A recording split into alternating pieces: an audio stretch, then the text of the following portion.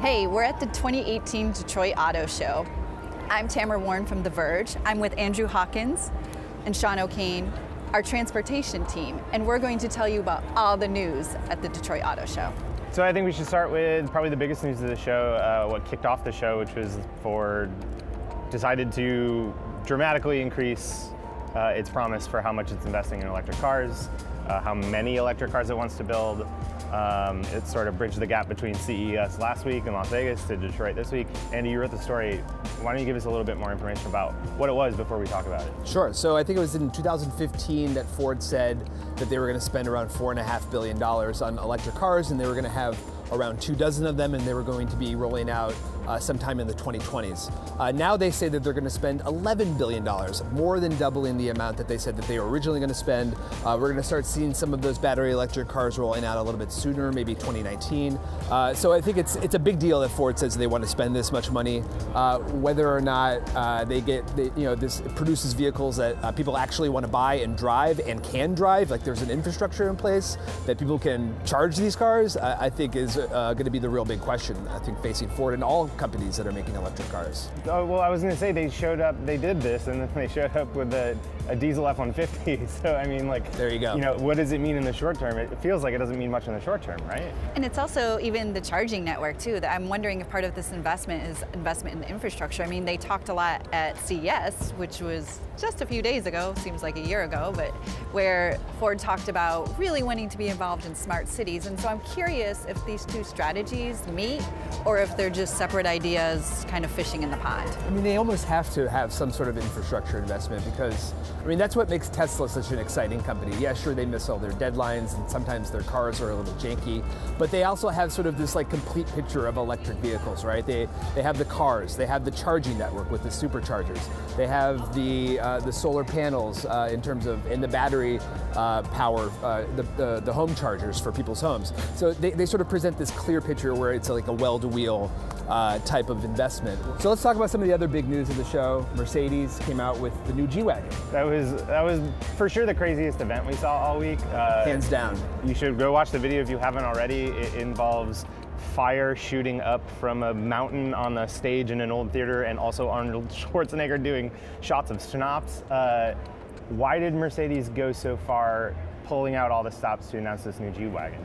I mean, the G-Wagon is a ridiculous car. Like, it's expensive as the S-Class. It's this massive wagon or a massive SUV that dates back to the 60s as well. Another move in that playbook. It's a lunchbox on wheels. Yeah, it's boxy, it's square, lots of power. It's not particularly comfortable to ride in. So it doesn't have like what Range Rover has, which it's that it's evolved over time. But it's also completely like, look at me, I'm ostentatious. And it's all about the body of it, which is why they brought a former bodybuilder and the former governor of California to introduce this car, along with Dieter Zetsche, who is the CEO of Daimler. And so it was all about spectacle. And if you're going to do it big, and that's what they did by having this event at the Michigan Theater, an iconic theater that's decaying and falling apart, and fire going off in the background. I thought the most telling aspect of that announcement was when Schwarzenegger asked Dieter whether or not there was going to be an electric version of the G-Wagon coming out, and he had apparently retrofitted his own G-Wagon to run on battery electric power. Dieter kind of hemmed and hawed. He's like, our entire lineup is going to be electric at some point. And he kind of pressed him a little bit, but I think that's sort of like, it speaks to this sort of like this internal conflict that all these automakers are facing. They want to, sort of like, speak to their audience. People want to buy, the types of cars that people buy are not electric cars, but at the same time, they feel like they have to sort of trudge their way into the future with electric. But let's talk about the Jetta. Well, that's the type of car people buy, right? This is an accessible car. This isn't a car that's affordable. It's a car that we see out on the road, and it got a little bit of a refresh this year. I think the most interesting thing about the Jetta is we've seen Volkswagen overcorrect maybe a little bit post-Dieselgate and sort of try to make themselves seem like a better, more clean company than they obviously were. Well, they're definitely trying to grab onto this this place that they hold in American history, where they're this iconic brand with the Bug and this is the microbus. This is the first normal thing I think we've seen them do since Dieselgate, right? Like, here it is. Here's the Jetta. There's not really anything special about it. It'll probably still sell pretty well.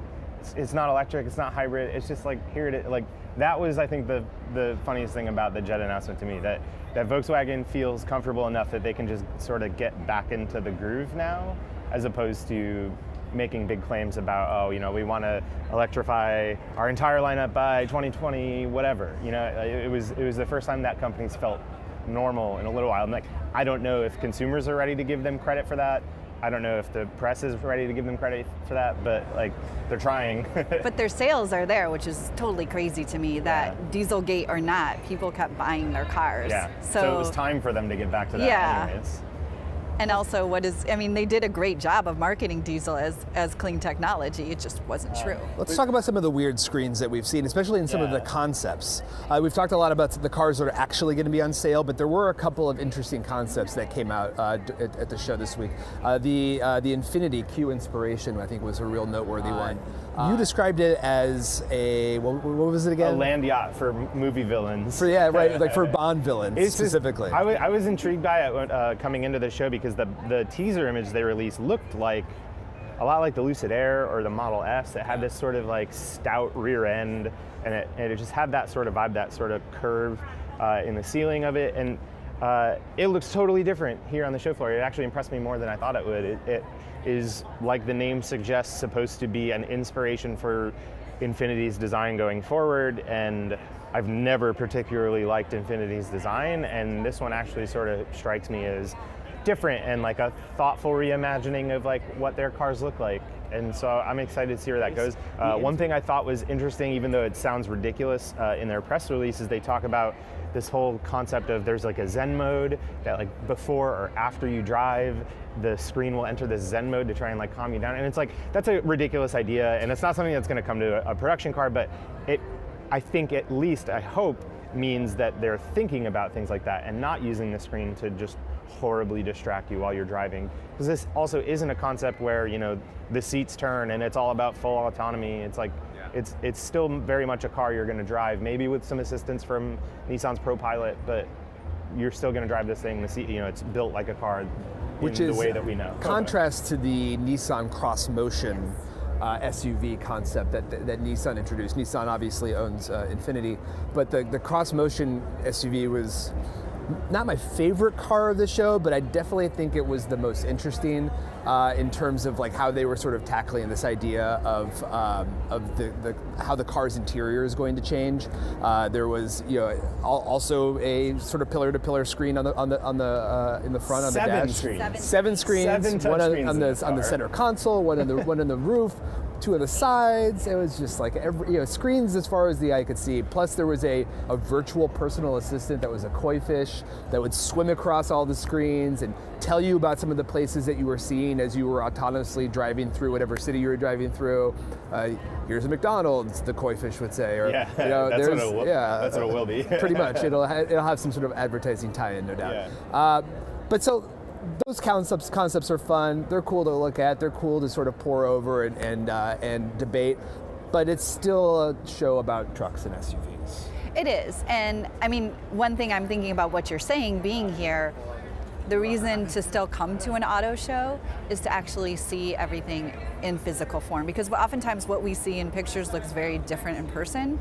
And so we're all here as media covering the new announcements, but when the public days open on Saturday, this is where people will come to do their car shopping. Yeah.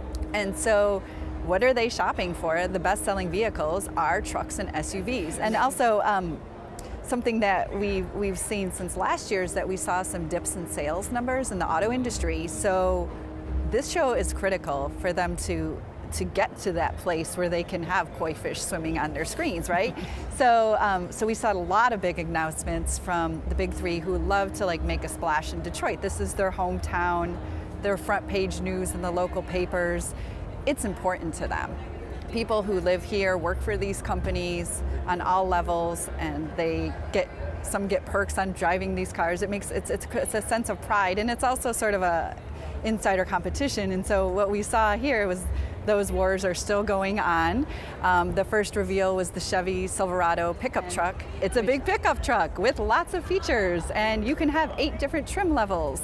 It's just really going into the heart of what pickup truck drivers want in their vehicles, which is power, payload, towing, and increasingly what we saw in the other truck that we just mentioned, which is the Ram 1500, and another big seller, neck and neck with the Silverado for sales in the US market.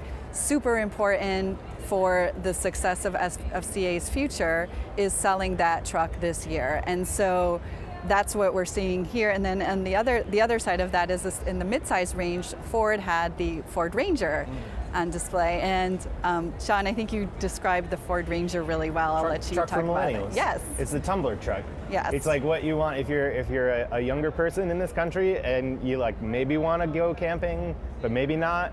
Maybe you just want to appear like you're going camping. Like this is what Ford's going after. It's like Toyota has owned this part of the market for the last decade, probably, with its smaller pickups, and so this is Ford trying to get into that game. I think what's really interesting to me about trucks and SUVs and all this stuff that we've seen in the larger vehicle space is that it's finally starting to really bleed over. We see the Lexus LF1 concept here is an SUV. The Mach 1 electric car that Ford is teasing is like probably a crossover of some kind.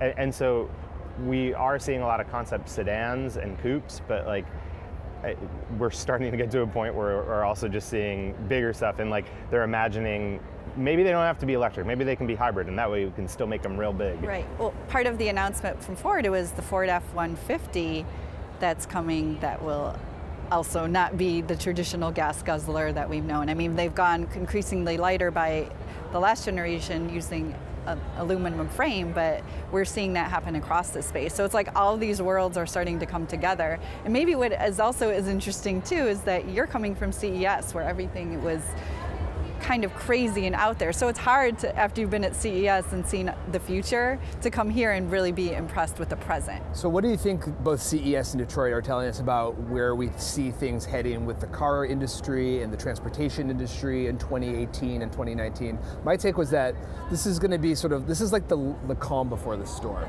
This is about the reality of the car business. This is what they sell, trucks, SUVs, this is what makes them money. CES is more aspirational. It's about the future. It's about ride sharing. It's about autonomy. It's about things like the Toyota concept of the e-pallet, where we're going to have all these sort of like self-driving retail businesses. Ford's got its self-driving Domino's pizza delivery car here, but at the same time, it's sort of shunted off to the side. It's tucked in a corner. It's not being given as much prominence as the Mustang or the Ranger. So I feel like, we're starting to see like an industry in transition, but there's still like a lot of fundamental realities that they're dealing with. Maybe there's a little bit of denial mixed in with a little bit of it. There's like a resistance. They don't want to go whole hog on the autonomy and the ride sharing, and the idea that they're going to be losing money in the future because these are technologies that are going to come out and it's going to rob them of like 40% of their profitability, and that's like got them probably scared to death. Well, it's an interesting thing because you think about the idea of brands here. Like the brands are still the car companies, where at CES, the car companies often sought to partner with familiar brands. And then you think about the screens that are going to be in all these cars, and that's advertising space. And so I think that's an interesting thing that we're all seeing, is that these names that mean something in our consumer lives, whether it's Amazon or something like Domino's or Pizza Hut, it's things that we know creeping into our personal space in the cars as we move toward autonomous driving. And another part of that is within the next 10 years, every executive you talk to tells us we're going to see more change in the auto industry than we have since the Model T was produced, right?